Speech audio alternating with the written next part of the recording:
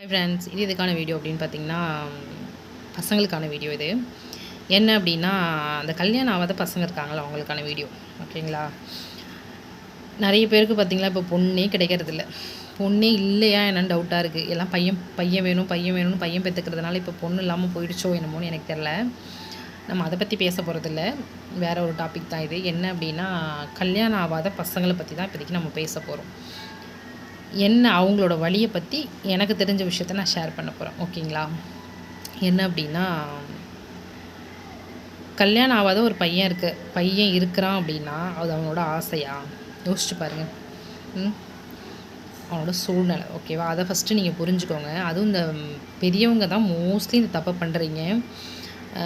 ஒருத்தனுக்கு ஒரு பையனுக்கு கல்யாணம் ஆகலைன்னா, உனக்கு உடனே கல்யாணம் ஆகலையா, ஏன் இன்னும் கல்யாணம் பண்ணிக்கல, ஏன் இன்னும் பொண்ணு பார்க்கல, நக்கலாக கேட்க வேண்டியது அந்த பையனை போய். பொண்ணே கிடைக்கலையா, கிழவனாயிட்ட, வயசாயிடுச்சு, என்னென்னலாம் பேச முடியுமோ என்னென்னலாம் கேட்க முடியுமோ அனைத்தையும். அவன் பாவம் அந்த பையன். அவன் பெங்களூரில் இருப்பான், சென்னையில் இருப்பான், ஸ்டேட் விட்டு ஸ்டேட்டில் இருப்பான். அவன் மெனக்கட்டு அக்கா கல்யாணம், தங்கச்சி கல்யாணம், அண்ணன் கல்யாணம், சித்தப்பா கல்யாணம் இப்படின்னு கிளம்பி வந்து ஒரு 2 நாள் ஃப்ரெண்ட்ஸோடையும் சொந்தக்காரங்களோடையும் சந்தோஷமாக இருந்துட்டு போகலான்னு வருவான்.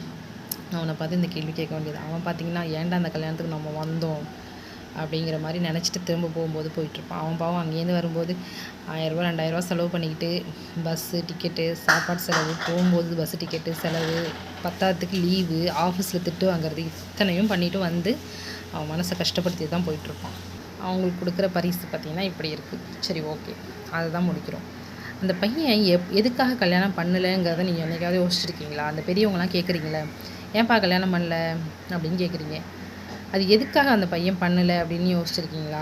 அப்படி பண்ணாத பையனாக இருந்தால் நிச்சயமாக நான் அடித்து சொல்வேன், அவன் வந்து ரொம்ப ரொம்ப கஷ்டப்படுற ஒரு குடும்பத்தான பையனாக தான் இருப்பான். ஓகேங்களா?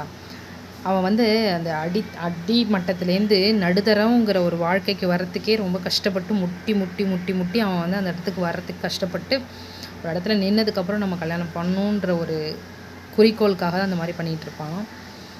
என்ன அவங்கவுங்க 12th முடிக்கிறாங்க, காலேஜ் முடிக்கிறாங்க. காலேஜ் முடிச்சுட்டு பார்த்திங்கன்னா உடனே வேலை கிடைக்கிறதில்ல, நல்ல வேலை கிடைக்கிறது கிடையாது. ஸோ அந்த வேலையெல்லாம் கிடச்சி ஓரளவுக்கு சம்பளம் வரத்துக்கு ஒரு 27 28 வயசு ஆகிடுது. அப்படி முடிச்சுட்டு அப்போ பார்த்திங்கன்னா, சரி ஓகே, நம்ம வீடு பார்த்திங்கன்னா ரொம்ப மோசமாக இருக்குது, யார் நமக்கு பொண்ணு கொடுப்பா அப்படின்னு யோசிக்கிறான் அந்த பையன். இல்லையா, நமக்கு ஒரு அக்கா இருக்கா, அக்காவுக்கு கல்யாணம் பண்ணிவிட்டு அப்புறம் நம்ம பண்ணிக்குமே, அக்காவை தானே முக்கியமாக கொடுக்கணும், அக்கா தானே பொண்ணு அப்படின்னு சொல்லிட்டு அந்த பொண்ணை கல்யாணம் பண்ணி கொடுக்குறான். அந்த கடனை அடைக்கிறான். அதுக்கே ஒரு 3 வருஷம் ஆகுது. ஒரு வீடு இல்லைனா, சரி நம்ம அக்காவை பொண்ணு பார்க்க வந்தாங்கன்னா அந்த வீடு எவ்வளோ கேவலமாக இருக்குது, இதை பார்த்துட்டா வீடு பொண்ணே கொடுக்க மாட்டாங்களே, நமக்கு பொண்ணு கொடுக்க மாட்டாங்க, நம்ம அக்காவை கட்டிட்டு போக மாட்டாங்க அப்படின்னு ஒரு மைண்ட் செட் பண்ணிவிட்டு உடனே அந்த வீட்டை கட்டணும். யாருக்காக? குடும்பத்துக்காக பண்ணணும்னு சொல்லிட்டு அந்த வீட்டை கட்டுறான். அதுவும் கடன் தான். அவங்ககிட்ட ₹1 கிடையாது, லோனு, இன்ட்ரெஸ்ட்டு. தன்னோட உழைப்பை வேர்வையை வேற ஒருத்தன் சாப்பிட்டு தான் போயிட்டுருக்கான். ஓகேங்களா? அந்த மாதிரி ஒரு வீட்டை கட்டுறான். அந்த லோன் அடைக்கிறதுக்கு அதுக்கு ஒரு 3 வருஷம் ஆகுது.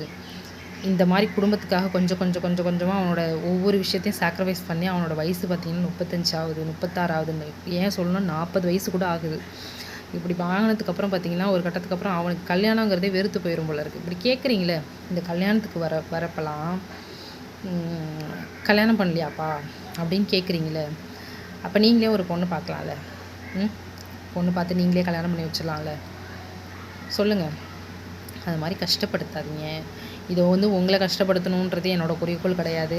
நிறைய இடத்துல நிறைய பேர் ஷேர் பண்ண என் ஃப்ரெண்டுக்கே நடந்திருக்கு இந்த விஷயம். அவன் பார்த்திங்கன்னா, அவன் பாவம் காலேஜ் முடிச்சுட்டு சம்மந்தமே இல்லாத வேலை பார்த்துட்ருக்கான். ஏதோ வர சம்பளத்தை வச்சு குடும்பத்தை இது பண்ணிவிட்டு தன்னோட அக்காவை இப்போ தான் கல்யாணம் பண்ணி கொடுத்து அந்த கடனை அடைச்சிட்ருக்கான். அவன் ஒரு ஃபங்க்ஷனுக்கு போக முடியல, எப்போ பார்த்தாலும் கல்யாணம் பண்ணலையான்னு கேட்டுகிட்டே உட்காந்துருக்காங்க. ஏன் நான் கூட 2 டைம் கேட்டேன் அவனை. நான் கிளாஸ்மேட்டுன்றதுனால சிரிச்சிட்டே அவன்கிட்ட கேட்பேன். அதுவே அவன் மனசு அவ்வளோ பாதிச்சிருக்கு. அது ஒரு நாள் சொல்லி என்கிட்ட ஷேர் பண்ணும்போது ரொம்ப கஷ்டமாக இருந்தது. இனி இந்த ஒரு கேள்வியை நம்ம கேட்கவே கூடாதுன்ற மாதிரி எனக்கு ரொம்ப கஷ்டமாக இருந்தது. ஏன்னா நம்ம ஃப்ரெண்ட்ஸுனால ரொம்ப சிரிச்சுட்டு பேசுவோம்ல, அந்த மாதிரி தான் நான் கேட்டேன். அது ரொம்ப எனக்கு கஷ்டமாக இருந்துச்சு. ஸோ அதனால் பசங்களை அந்த மாதிரி கேட்காதீங்க. பசங்க மட்டும் இல்லை, பொண்ணுங்களையும் கேட்காதீங்க. பொண்ணுங்களும் பார்த்திங்கன்னா, பொண்ணுங்களுக்கும் சில எண்ணங்கள் இருக்கும். பசங்களுக்கு வந்து மோஸ்ட்லி என்னென்னா, நம்ம குடும்பம் வந்து ரொம்ப கஷ்டப்பட்டதுன்னா நம்ம குடும்பத்தை வந்து ஓரளவுக்கு ஊரில் கௌரவமாக வைக்கணும் அப்படின்னு நினைப்பாங்க பசங்க, கஷ்டப்படுற பசங்க. ஓகேவா? நான் அவங்கள தான் சொல்லிகிட்ருக்கேன். ஸோ அதனால தான் ஒரு வீட்டை கட்டுறான். மற்றபடி தனக்கான ஒரு அங்கீகாரத்தை தேடிக்கினதுக்கப்புறம் பொண்டாட்டிங்கிற ஒரு பொண்ணை கூப்பிட்டு வரான். இல்லை அக்கா தங்கச்சை கல்யாணம் பண்ணி கொடுத்தா ஒரு வீடு இருந்ததுன்னா இன்னும் நல்லா கௌரவமாக கல்யாணம் பண்ணி கொடுக்கலாம், போகிற இடத்துல அக்காவும் நல்லா இருப்பா அப்படின்னு சொல்லிட்டு தான் பண்ணுறாங்க. ஓகேயா, இது பையனோட வாழ்க்கை. பொண்ணோட லைஃப்பை பார்த்திங்கன்னா பொண்ணுக்கும் இந்த மாதிரி நிறைய தோணுது. என்னோடய சப்ஸ்கிரைபர் ஒரு பொண்ணு பார்த்திங்கன்னா நேம் வந்து எனக்கு சரியாக ஞாபகம் இல்லை. நான் பையன் நினச்சி சேட் பண்ணும்போது உங்களோட ஜாதகத்தை அனுப்பிவிடுங்க, எங்கள் அப்பாவும் இந்த மாதிரி மேட்ரிமோனி தான் வச்சுருக்காங்க, நான் பார்க்க சொல்கிறேன் அப்படின்னு சொல்லிட்டு அனுப்பிச்சிட்டேன். அக்கா நான் பொண்ணுக்கா அப்படின்றா. பெரிய பொண்ணா சின்ன பொண்ணா தெரில. என்ன போட்டிருந்தாங்க அப்படின்னா கமெண்ட் பாக்ஸில் எனக்கு வந்து அலைன்ஸ் பார்த்துட்ருக்காங்க, எனக்கு அலைன்ஸ் பார்க்குறாங்க, ஆனால் எதுவும் சரியாக செட் ஆகலை, எங்கள் அண்ணாவுக்கு ஏஜ் ஆகிட்டே இருக்குது. இதில் பாதிக்கப்படுறது யாருன்னு பாருங்களேன், அண்ணாக்கு ஏஜ் ஆகிட்டே போகுது அப்படின்னு. அந்த பொண்ணுக்கு தன்னோட வயசை விட தான் அண்ணனுக்கு வயசாகிடுச்சு அப்படிங்கிற ஒரு கவலை இருக்குது பாருங்களேன் அப்படின்னு போட்டுட்டு, எனக்கு நான் லவ்வே பண்ணியிருந்துருக்கலான்னு தோணுதுக்கா அப்படின்னு சொல்லிட்டு ஒரு கமெண்ட் பாக்ஸில் கமெண்ட் பண்ணியிருந்தாங்க. எனக்கு உடனே என்ன சொல்கிறதுன்னு தெரியல, பேசணும்னு தோணுச்சு. கான்டாக்ட் நம்பர் நான் கொடுக்கலாமா இல்லை அவங்கள்ட்ட வாங்கலாமா, நம்ம பேசினா கொஞ்சம் நல்லாயிருக்கும்ன்ற மாதிரி தோணுச்சு. கண்டிப்பாக பேசணும். இது எதுக்காக நான் ஷேர் பண்ணுறேன்னா, பொண்ணுங்களுக்கும் அந்த நிலை இப்போ இருக்குது. அவங்களுக்கு எது மாதிரியான சுச்சுவேஷன் அமையுது அப்படின்னா எதிர்பார்ப்பு தான். பொண்ணுங்க வந்து என்ன நினைக்கிறோம் அப்படின்னா, நம்ம தப்பு தான் அது. நானுமே அப்படி நினச்சேன். வீட்டில் இருக்கும்போது நான் எங்கள் அப்பாட்ட சொன்னேன், இப்படி நான் போலீஸை தான் கல்யாணம் பண்ணுவேன்னு எங்கள் அப்பாட்ட சொன்னப்பா எனக்கு போலீஸை கல்யாணம் பண்ணி வைப்பா. உண்மையாகவே எனக்கு என் தங்கச்சி மேரேஜ் பண்ணதுக்கப்புறம் அந்த 1 இயரில் நான் பண்ணணும்னு எங்கள் அப்பா சொல்லும்போது நான் எங்கள் அப்பாட்ட ஒரே கண்டிஷன் தான் சொன்னேன், எப்படி மாப்பிள்ளை இருந்தாலும் பரவாயில்ல, எனக்கு ஆனால் போலீஸ் மாப்பிள்ளை தான் வேணும் அப்படின்னு நான் சொன்னேன். ஆனால் வந்துட்டு அது மாதிரி அமையல. சுச்சுவேஷனும் அந்த மாதிரி ஒரு என்னை ரொம்ப நாள் பார்க்குற மாதிரி ஒரு சூழ்நிலையும் எனக்கு அமையல. அந்த மாதிரி பொண்ணுங்களுக்கு வந்து எங்கள் அப்பாவுக்கு என்னென்னா ஒரு கவர்மெண்ட் ஜாப்பில் இருந்தால் நல்லாயிருக்குன்ற மாதிரி எங்கள் அப்பாவும் யோசித்தாங்க. 2 பேரும் நினச்சதுமே நடக்கலை. சரிங்களா, எங்களோட சூழ்நிலை கல்யாணம் பண்ணோம். ஆனால் கல்யாணம் பண்ணும்போது என் வீட்டுக்காரர் எல்லோரும் என்ன திரும்ப கேட்டாங்க, நிலம் இல்லைன்னாங்க, ரொம்ப பேசினாங்க, இப்படின்னாங்க அப்படின்னாங்க. இன்றைக்கி நான் சந்தோஷமாக இருக்கேன், ரொம்ப சந்தோஷமாக இருக்கேன். என்ன மாதிரி சந்தோஷம் யாருமே இருக்க முடியாது. ஏன்னா பணங்காசத்தை விட என் புருஷன் என்னை வச்சுருக்கிறது தான் இருக்குது. ஸோ அதனால் நான் ரொம்ப ரொம்ப ஹாப்பியாக இருக்கேன். அதனால் நான் பொண்ணுங்களுக்கு என்ன சொல்ல வரேன்னா, ஏன் உண்மையாக எடுத்துக்காட்டுக்கு நான் சொல்ல வரேன்ப்பா, உங்களை அலைன்ஸ் பார்க்க வந்தாங்க அப்படின்னா உன் புருஷன் படிச்சிருக்கானா வேலையில் இருக்கானா மட்டும் பாரு. சரியா, இதில் வந்து என் மாமியாரெல்லாம் பார்த்து நான் பயந்தேன். இவங்க என்ன மாமியாரை பார்த்தா இப்படி இருக்காங்க, ரொம்ப டெரராக இருப்பாங்க அப்படின்னு பார்த்தா அவங்களாம் ஒன்றுமே இல்லை. அந்த மாதிரி வந்துட்டு மாமியார் கூட நம்ம குடும்பம் பண்ண போகிறது கிடையாது, மாமனார் குடும்பம் பண்ண போகிறது கிடையாது. சரியா, நம்ம புருஷன் வந்து படிச்சிருக்காரா வேலையில் இருக்காரா அவ்வளோதான், வேறு ஒன்றும் கிடையாது. பிடிக்காமல் இருக்காங்களா அதை மட்டும் பார்த்துக்கோங்க. பின்னாடி வந்து நிலம் இருக்கணும், வீடு இருக்கணும், அதெல்லாம் பார்க்கவே அது எல்லாமே நம்மளே உருவாக்கிக்கலாம். நான் வரும்போதெல்லாம் குட்டி வீடு தான். சரியா, எல்லாமே அடுத்தடுத்து தான் நாங்களாம் ஒவ்வொன்றா பண்ணோம்.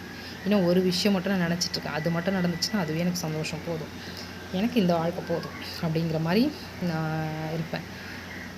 வசதியாக இருக்கிறவங்க கூட என்ன மாதிரி சந்தோஷமாக இருப்பாங்களான்னு எனக்கு தெரியல. அப்படி தான் நான் வாழ்ந்துட்டுருக்கேன். ஸோ அதனால் நான் என்ன சொல்ல வரேன் அப்படின்னா, பொண்ணுங்களுக்கு ஒரே ஒரு விஷயம், நீங்கள் வைக்கிற சின்ன சின்ன விஷயங்கள் தான், எனக்கு இப்படி மாப்பிள்ளை வேணுங்கிறீங்க, அப்படி மாப்பிள்ளை வேணுங்கிறீங்க, அதுதான் தப்பு. வந்து பொண்ணு பார்க்குறாங்களா, ஓரளவுக்கு பார்க்குறதுக்கு நல்லா இருக்காங்களா, நல்லாவே இல்லைனாலும் மனசு பேசி பாருங்கள். மனசு பேச விடமாங்கன்னு தெரில, பேசி பாருங்கள். அப்பா அம்மாவுக்கு பிடிச்சிருக்கா, ஓகே நல்ல பையனா, கல்யாணம் பண்ணிக்கோங்க, கண்டிப்பாக லைஃப் நல்லா தான் இருக்கும். அதை விட்டுட்டு இல்லை எனக்கு இவ்வளோ சம்பாதிக்கணும், இந்த நீயா நான் ப்ரோக்ராமை பார்த்தா அப்பா தலையை சுற்றியே விழுந்துடணும் போல இருக்குது, அப்படி சொல்கிறாங்க. எனக்கு இவ்வளோ சம்பளம் வாங்கணும், இதெல்லாம் எனக்கு வாங்கி கொடுக்கணும், எனக்கு இவ்வளோ செலவு பண்ணணும், என்னோடய பியூட்டிஷியன் நான் மாதம் எனக்கு பியூட்டி பார்லர் போகிறதுக்கு இவ்வளோ காசு கொடுக்கணும், அப்படி இப்படின்னு நிறைய கமிட்மெண்ட் வைக்கிறாங்க. இப்போ இருக்கிற காலகட்டத்துக்கு பொண்ணுங்க இப்படிலாம் பேசுகிறாங்க. ஸோ அதெல்லாம் அப்போல்லாம் கிராமத்து பொண்ணுங்க பேச மாட்டாங்க. சொல்கிறேன், யாராக இருந்தாலும் நான் சொல்ல வரேன், சில விஷயங்களை அட்ஜஸ்ட் பண்ணி போனீங்கன்னா உங்கள் லைஃப் கண்டிப்பாக நல்லாயிருக்கும். நம்மக்கிட்ட என்ன இருக்கோ அதை வச்சு நம்ம எப்படி வளர்ச்சி அடையலாம் அப்படிங்கிறத மட்டும் யோசிங்க. கண்டிப்பாக கடவுள் நம்மளை நல்லா வைப்பார். இதை மட்டும்தான் நான் சொல்ல வரேன். பொண்ணுங்க பண்ணுற ஒரே தப்பு எதிர்பார்ப்பு, ரொம்ப அதிகமாக எதிர்பார்க்குறோம். அந்த ஒரு விஷயத்தில் தான் நமக்கு எல்லாமே தப்பாக நடக்குது. ஸோ எதிர்பார்ப்பை குறைச்சாலே நமக்கு நல்லபடியாக அமையும். 2வது விஷயம், கடவுளை நல்லா வேண்டிக்கோங்க. பொண்ணுங்களுக்கு கடவுளை விட்டால் வேறு எதுவும் கிடையாது.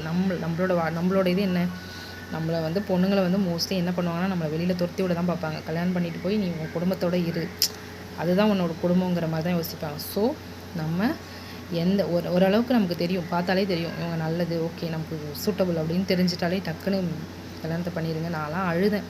என் வீட்டுக்காரும் என்னை வேணான்னு சொன்னாங்க, நானும் என் வீட்டுக்காரை வேணான்னு சொன்னேன். இன்றைக்கி பார்த்தீங்கன்னா ரொம்ப சந்தோஷமாக இருக்கேன். ஸோ நம்ம லைஃப்பில் சந்தோஷம் எங்கே இருக்குங்கிறத கரெக்டாக சூஸ் பண்ணாலே போதும்.